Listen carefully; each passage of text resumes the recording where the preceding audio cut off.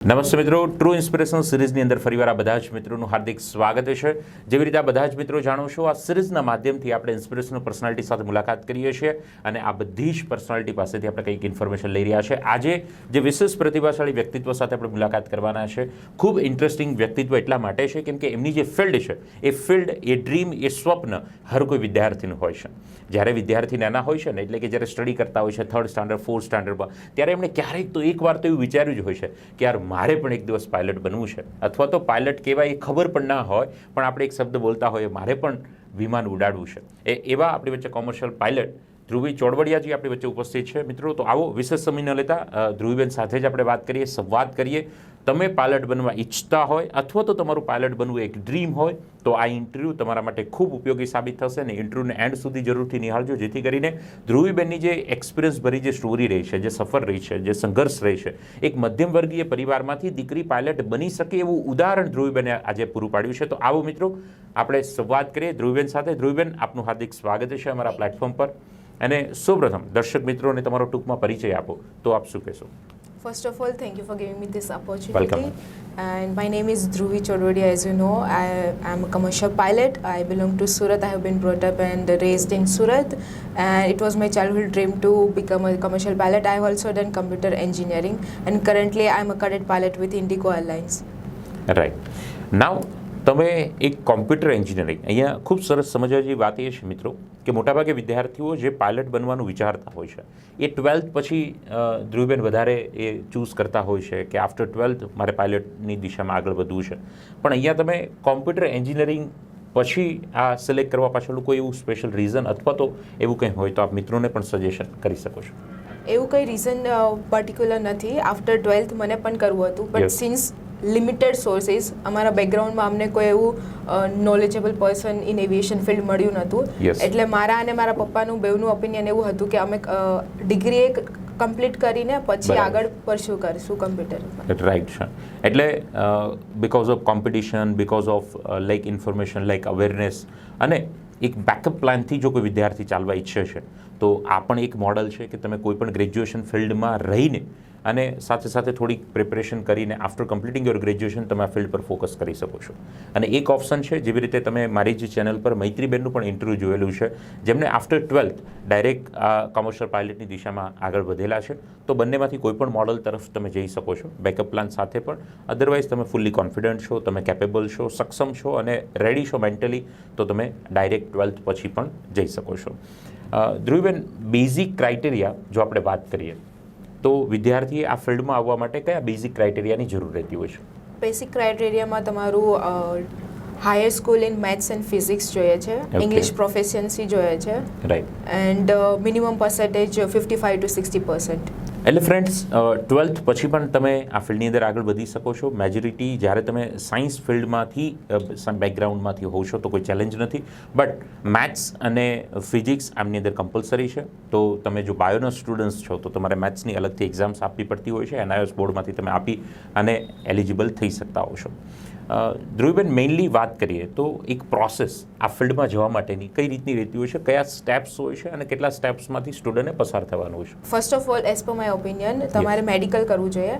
એમાં class 1 મેડિકલની requirement હોય છે, પણ ફર્સ્ટ ક્લાસ 2 મેડિકલ કરીએ પછી જ ક્લાસ 1 મેડિકલ મળે છે। રાઈટ। તો જ્યારે તમને ઈચ્છા થાય કે મને હવે ફિક્સ જ છે પાયલટ બનવું, તો ક્લાસ 2 મેડિકલ કરી લેવું જોઈએ, જેથી તમને ખ્યાલ આવે કે હવે હું કેપેબલ છું ઇન મેડિકલ ટર્મ્સ।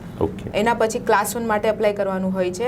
એની પછી તમે ગ્રાઉન્ડ ક્લાસીસ, જેમાં તમને થિયરિટિકલ સબ્જેક્ટ્સ ભણવાના હોય છે, એની એક્ઝામ્સ કરવાની હોય છે ક્લિયર, એના માટે એપ્લાય કરવું જોઈએ।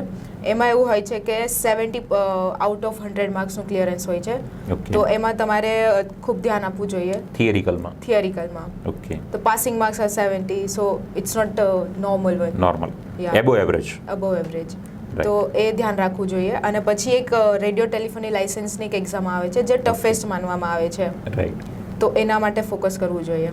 રાઈટ। હવે આપણે જો અમને સ્ટેપ બાય સ્ટેપ જોવા જઈએ તો મેડિકલ જે તમે કીધું છે, ક્લાસ 2 મેડિકલની ફર્સ્ટ તમે રિક્વાયરમેન્ટ હોય છે ને એ તમારે ફૂલફિલ કરવાનું હોય છે, તો ક્લાસ 2ની અંદર બેઝિક શું ક્રાઇટેરિયા અથવા તો કયા સ્ટુડન્ટ્સ વધુ એલિજિબલ થઈ શકતા હોય છે? નોર્મલી યંગ સ્ટુડન્ટ્સને કોઈ પ્રોબ્લેમ આવતો નથી, બાય ધ એજ એ ક્લાસ 1 મેડિકલમાં પ્રોબ્લેમ આવવાના સ્ટાર્ટ થાય છે। રાઈટ છે, એટલે ક્લાસ 2 અને ક્લાસ 2 પછી તમે ક્લાસ 1ની અંદર જઈ શકો છો। દેન આફ્ટર જેવી રીતે ગ્રાઉન્ડની વાત કરી છે, થિયરિકલની વાત કરી છે અને સ્ટેપ બાય સ્ટેપ જે પ્રોસેસ છે પ્રોસેસમાંથી તમે પસાર થઈ શકો છો. જે વિદ્યાર્થી પાયલટ બનવાનું ડ્રીમ અત્યારે ક્યાંક વિચારી રહ્યા છે તો એમના કોચિંગ ક્લાસ અથવા તો કોઈ એજન્સી, કોઈ ઇન્સ્ટિટ્યૂટ એ કેવી રીતે આમાં આગળ વધી શકતા હોય છે, અથવા તો કોલેજ થ્રુ જો એ ગુજરાતના જ વિદ્યાર્થી છે તો એમણે કયા સ્ટેપ્સથી આગળ વધવું જોઈએ?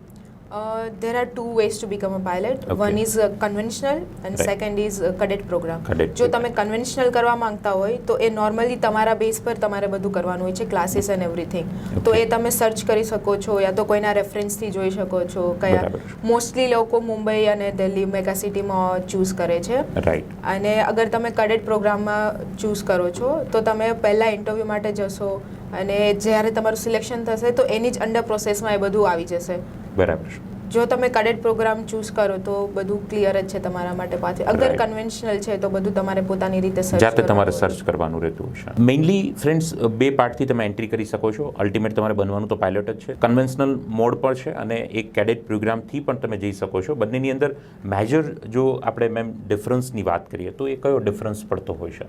એક તો તમે કીધું કે કન્વેન્શનલની અંદર તમારે બધું જાતે કરવાનું હોય છે, કેડેટની અંદર તમારે એ ત્યાંથી જ બધી પ્રોસેસ થતી હોય છે. એ સિવાય મેજર બીજા કયા ડિફરન્સ પડતા હોય છે? મેજર ડિફરન્સમાં કન્વેન્શનલ પ્રોગ્રામમાં તમે તમારી ટ્રેનિંગ ફર્સ્ટ લો છો અને પછી જોબ માટે અપ્લાય કરો છો. ઓકે. અને કેડેટ પ્રોગ્રામમાં અપ્લાય ફર્સ્ટ કરવાનું હોય છે, તેમાં તમારું સિલેક્શન થાય પછી તમે કેડેટ પાયલટ ચૂઝ થાવ છો. ઓકે. એટલે મેઇનલી તમને જો ક્લિયર કટ મેસેજ આપણે આપવો હોય તો એવું કહી શકાય કે કન્વેન્શનલ પ્રોગ્રામની અંદર પાયલટ બની ગયા પછી પણ જોબ તમારે ફાઇન્ડ કરવાની રહેતી હોય છે. અને કેડેટ પ્રોગ્રામની અંદર તમારે શ્યોરિટી, સિક્યોરિટી એટલે પહેલાં તમારું સિલેક્શન થઈ ગયું, પહેલાં તમને નોકરી મળી ગઈ અને પછી તમે એ નોકરી માટે એલિજિબલ થવા માટે ક્યાંક પાયલટ બની રહ્યા છો. હા. આ મેઇન ડિફરન્સ છે. એટલે તમે કોઈ પણ મોડથી સિલેક્શન કરી શકો છો. આના વિશેની વિશેષ ઇન્ફોર્મેશન, વિશેષ ડિટેલ તમે ગૂગલ પર અથવા તો જે તે એમના ઇન્સ્ટિટ્યૂટ છે ઇન્સ્ટિટ્યૂટ પર તમે તપાસ કરી શકો છો. બટ મેઇનલી બે મોડ હોય છે, કન્વેન્શનલ અને એક કેડેટ પ્રોગ્રામ. એક કોમર્શિયલ પાયલટ બનવા માટે કઈ કઈ બીજી મેજર ચેલેન્જીસ આવતી હોય છે? કેમ કે ઇટ્સ નોટ ઇઝી વે. જે જનરલ આપણે ગ્રેજ્યુએશન કરતા હોઈએ છીએ તો એમાં તો એફઆઈ, એસવાય, ટીવાય અને તમારું ફાઇનલ યર પતી, પ્રોજેક્ટ પતી ગયો એટલે તમારી ડિગ્રી થઈ ગઈ. અહીંયા કઈ રીતની ચેલેન્જીસ આવતી હોય છે? મેઇન ચેલેન્જ એ છે કે આ પ્રેક્ટિકલ છે. ઓકે. જે આપણે થિયરિટિકલ છે એમાં તમે તમારું બધું આપીને તમે વાંચીને બધું Right. પાસ કરીને રેન્ક લાવી શકો છો. Yes. આ તો તમારી એબિલિટી જ છે કે તમે કેટલું પ્રેક્ટિકલી અને કેચઅપ જેટલું કરી શકો છો. ઓકે. તો એ first of all first hard એ છે. સેકન્ડ, ટ્રેનિંગ ફેઝમાં તમારે ઓલ ટાઈમ પ્રિપેર રહેવું પડે છે. ઘણી વખત ચેર ફ્લાઇંગ કરવું પડે છે. મીન્સ કે તમારે આંખ બંધ કરીને વિચારવાનું કે હું અહીંયા આવી રીતે ફ્લાય કરું છું, આ સ્ટેપમાં આ પ્રોસેસ કરવાની છે. યસ. It's a multitasking. તો એ એક સેકન્ડ હાર્ડ વસ્તુ કહીશ હું. Right. અને થર્ડ એવું છે કે તમે અંદરથી કોન્ફિડન્ટ હોવા જોઈએ કે હું કરી શકું છું. અગર આજે નથી થતું તો કાલે થશે. પરસિસ્ટન્ટ રહેવું પડશે, કન્સિસ્ટન્ટલી. રાઈટ. એટલે મેઇનલી જો જોવા જઈએ ધ્રુવીબેન તો આમની અંદર સ્ટુડન્ટ્સમાં કઈ સ્કિલ વિશેષ જરૂર પડતી હોય છે? કેમ કે ઘણી વખત શું થાય છે કે સ્ટુડન્ટ કોઈ એટ્રેક્શનથી પાયલટ બનવાની દિશામાં આગળ વધે છે કે ના મારે પાયલટ બનવું છે, બટ એમની કોર જે સ્કિલ જે પર્સનમાં જોઈએ, એઝ અ પાયલટ જે જોઈએ, મે બી એ સ્ટુડન્ટ્સની અંદર ન જ હોય તો એમને વિશેષ ચેલેન્જ ત્યાં જઈને આવવાની છે. તો બેઝિક એવી કઈ સ્કિલની રિક્વાયરમેન્ટ પડતી હોય છે? બેસિક સ્કિલમાં મલ્ટીટાસ્કિંગ, સિચ્યુએશનલ અવેરનેસ, ક્યાં છો તમે relative to earth, yes. And confidence. અગર તમારા સાથે સિસ્ટમમાં કોઈ પ્રોબ્લેમ છે તો તમારે કોન્ફિડન્સ રાખીને એ કોલ તમારે કરવાનું હોય છે, એ ટેકલ કરવાનું છે. તો એ ટાઈમ પર તમારે ડર નથી અનુભવવાનો. Right. જે સ્ટેપ્સ તમારી પાસે તમને ખબર જ છે કે કઈ રીતે એને ટેકલ કરવાનું છે, બસ એ કોન્ફિડન્સ રહેવો જોઈએ. યસ. એટલે આ બેઝિક સ્કિલ છે. If you are ready for date, જો તમારી અંદર આ સ્કિલ હોય જ અને ડ્રીમ હોય તો તમે ચોક્કસ આ ફિલ્ડની અંદર આગળ વધી શકો છો.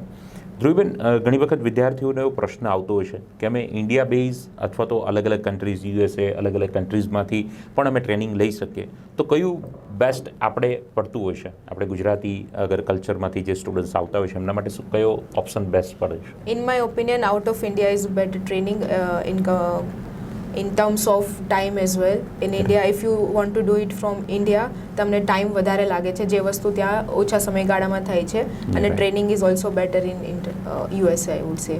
રાઈટ. સો અહીંથી બી તમે કરી શકો છો અને જેવી રીતે ધ્રુવી મેં વાત કરી છે, તમે કઈ ઇન્સ્ટિટ્યૂટ પ્રેફર કરેલી અને તમારી પ્રોસેસ કેવી રીતે એક જર્ની રહેલી તમારી?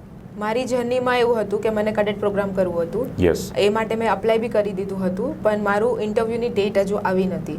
એટલે મેં સાથે સાથે મારા ગ્રાઉન્ડ ક્લાસીસ પણ ચાલુ કરી દીધા હતા, ઓકે. જે મેં મુંબઈમાંથી વાયુદૂત એવિએશનથી સ્ટાર્ટ કરેલા હતા. રાઈટ. અને એ ટાઈમ પિરિયડમાં જેવું મેં સ્ટાર્ટ કર્યું, મારું વિધિન અ મંથ મને ઇન્ટરવ્યૂની ડેટ આવી ગઈ હતી. ઓકે. તો એ ટાઈમ પિરિયડમાં મારી એક રેડિયો ટેલિફોની એક્ઝામ જે લાઇસન્સ મળવાનું એ ક્રેક થઈ ગઈ હતી. તો એ બેનિફિટ હતું મારા માટે કે મેં ઓલરેડી આ એક્ઝામ ક્રેક કરી દીધી છે. ઓકે.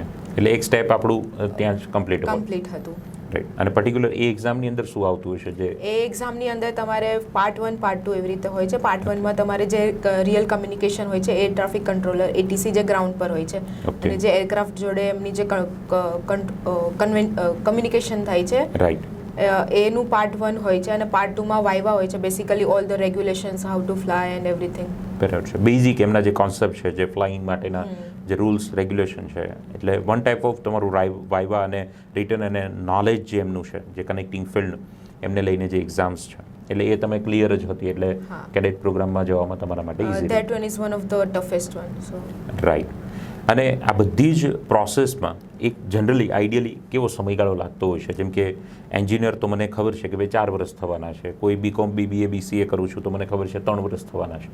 તો આ કેડેટ પ્રોગ્રામનો ટાઈમ ડ્યુરેશન કેટલો હોય છે અને કન્વેન્શનલ પ્રોગ્રામનો ટાઈમ ડ્યુરેશન કેટલો જવાનો છે? કેડેટ પ્રોગ્રામનો 18 મંથ્સ હોય છે. ઓકે. જે અગર તમે કન્વેન્શનલી કરો તો તમે લાયસન્સ તો મેળવી શકો છો મિનિમમ 8 મંથ્સમાં, પણ એ જે પ્રોસેસ, એના પછીની જે પ્રોસેસ છે, it can take up to 2 years. Okay. or more than 2 years, I would say. It depends on how soon you get job. 100%. એટલે 1.5 year એટલે 18 મહિના જેટલો સમયગાળો તમારો કેડેટ પ્રોગ્રામની અંદર જવાનો છે, અને કન્વેન્શનલમાં તમારો એ સમયગાળો કમ્પેર ટુ કેડેટ વધવાનો છે. બટ આ 2 વર્ષની જર્ની સપોઝ આપણે જો પકડીને ચાલીએ તો 2 વર્ષની આખી એ યાત્રા છે, પાયલટની જે એક આખી પ્રોસેસ છે, અને ત્યાર પછી તમને જે અચીવમેન્ટ જે પ્રાપ્ત થાય છે એઝ અ કોમર્શિયલ પાયલટ, અને ત્યાર પછીની એક સફર, એક જર્ની, તમે કેવી રીતે પાયલટ અને કેવા ટાસ્ક, કેવા વર્ક તમે એપોઇન્ટ થઈ શકે છે, અને કેવી રીતે તમારું એ આગળ કરિયર બનતું હોય છે. આફ્ટર કમર્શિયલ પાયલટ લાઇસન્સ, જેમ કે મેં યુએસએથી કર્યું છે, યસ, તો હમણાં મારી કન્વર્ઝનની પ્રોસેસ ચાલે છે. કન્વર્ઝનની પ્રોસેસમાં મારું એફએ મીન્સ કે જે સિવિલ ઓથોરિટી યુએસએમાં છે એના લાઇસન્સનું કન્વર્ઝન ડીજીસીએ જે સિવિલ ઓથોરિટી ઇન્ડિયામાં છે એમાં થશે. એના પછી મને ઇન્ડિગો તરફથી ટાઈપ રેટિંગ, જેમ કે મારે એરબસ 320 ચલાવવાનું છે, એની 3 મંથ્સની ટ્રેનિંગ માટે મોકલશે. એ ટ્રેનિંગ કમ્પ્લીટ થયા પછી મારું ઇન્ડક્શન ઇન્ડિગો કંપનીમાં થશે, and I will join Indigo as a junior officer.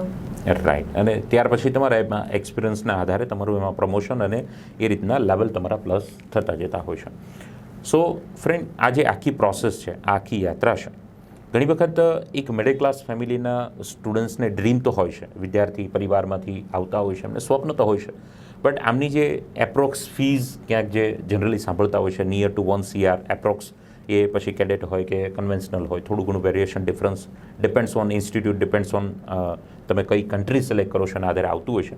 But એક મિડલ ક્લાસ પરિવારના વિદ્યાર્થીએ જો આ ડ્રીમ હાંસલ કરવું હોય તો એના માટે કઈ રીતે પ્રોસેસ રહેતી હોય છે? લોનની એ બધી સિસ્ટમ અવેલેબલ ગવર્મેન્ટ ઓફ સાઇટથી છે કે નહીં? તમારો જે એક્સપિરિયન્સ છે એ શેર કરો તો આપ શું કહેશો? ફર્સ્ટ ઓફ ઓલ તમારા ફાધર જોડે શેર કરો, તમે કેપેબલ છો, પહેલાં એ જાણી લો, અને પછી જ ડ્રીમ આગળ વધારો. અને લોન માટે પણ અવેલેબિલિટી છે, સ્ટેટ બેંક ઓફ ઇન્ડિયા છે, ગવર્મેન્ટ છે, અને ગવર્મેન્ટ લોન્સ પણ ઘણી બધી મળે છે પર્ટિક્યુલર સ્ટુડન્ટ્સને if they are eligible. Right. So it's been easy now. 100%. એટલે આ પણ પોસિબલ છે. એટલે એવું જરૂરી નથી કે એક ક્લાસ જ આ ફિલ્ડની અંદર જઈ શકે છે. ઘણા મિડલ ક્લાસ સ્ટુડન્ટ્સ પણ આ કોમર્શિયલ પાયલટ અચીવમેન્ટ પ્રાપ્ત કરે છે. તમારું જો ડ્રીમ હોય, હા, થોડી ફાઇટ થશે, થોડું એ તમારે સંઘર્ષ થશે, બટ ઇટ ઇઝ 100% પોસિબલ છે. અને ખાસ કરીને જે વિદ્યાર્થીઓ તમને અત્યારે સાંભળી રહ્યા છે, તમારો આખો જે જનરલ એક્સપિરિયન્સ રહ્યો છે, એક્સપિરિયન્સના આધારે લાસ્ટમાં એમને મેસેજ આપવો હોય તો આપ શું આપશો? It only feels difficult until you achieve it. That's what I read in your steps as well. Yes. And it is honestly true.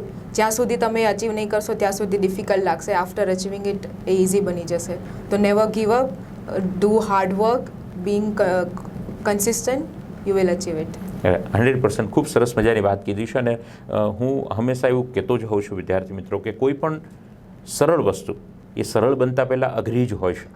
એટલે પાયલટનું પણ વર્ક કંઈક એવું છે, તમને અત્યારથી યાત્રા દૂરથી મે બી ટફ લાગતી હોય, અઘરી લાગતી હોય, બટ એ તમારા માટે જ્યારે સરળ બની જશે, જ્યારે તમે એના ઉપર કામ કરશો, ત્યારે ચોક્કસથી તમે પણ ધ્રુવીબેનની જેમ એક પાયલટ બની અને પરિવારનું, સમાજનું, દેશનું નામ રોશન કરી શકો છો અને એક ડ્રીમ તમે ફૂલફિલ કરી અને તમારી લાઈફને તમે એન્જોય કરી શકો છો. તો તમે પણ આ ફિલ્ડમાં 100% આગળ વધી શકો છો. સો ફ્રેન્ડ, આજનું આજે ઇન્ટરવ્યૂ છે પાયલટ બનનાર એ તમામ વિદ્યાર્થીઓ માટે. હોપસો કે ધ્રુવીબેનના જે મેસેજ છે, એમનો જે એક્સપિરિયન્સ છે, આજે ધ્રુવીબેન સાથે મુલાકાત કરવાનો, એમને પોતાના વ્યસ્ત ભર્યા સમયમાંથી સમય આપી અને તમારી સાથે ઇન્ફોર્મેશન શેર કરવાનો ફક્ત હેતુ એ છે કે તમને આ યાત્રામાં થોડી ઘણી સરળતા રહે અને તમે પણ એક ઉદાહરણ તમારી સમક્ષ હોય કે ના, ધ્રુવીબેને કર્યું છે તો હું પણ કરી શકું, આવું એક ઉદાહરણ તમારી સમક્ષ ઊભું થાય. એ માટે અમારો એક આ નાનો એવો પ્રયાસ હતો. આશા રાખીએ આ પ્રયાસ તમને ખૂબ પસંદ આવ્યો હશે. હજુ પણ તમને પાયલટ રિલેટેડ કોઈ પણ ક્વેશ્ચન હોય તો તમે નીચે કોમેન્ટ સેક્શનની અંદર તમારા ક્વેશ્ચન પૂછી શકો છો. વિડીયો પસંદ આવ્યો તો વિડીયોને ચોક્કસથી લાઇક કરજો, આપના ગ્રુપ સુધી જરૂરથી શેર કરજો, જેથી કરીને મેક્સિમમ લોકો સુધી આ ઇન્ફોર્મેશન પહોંચી શકે.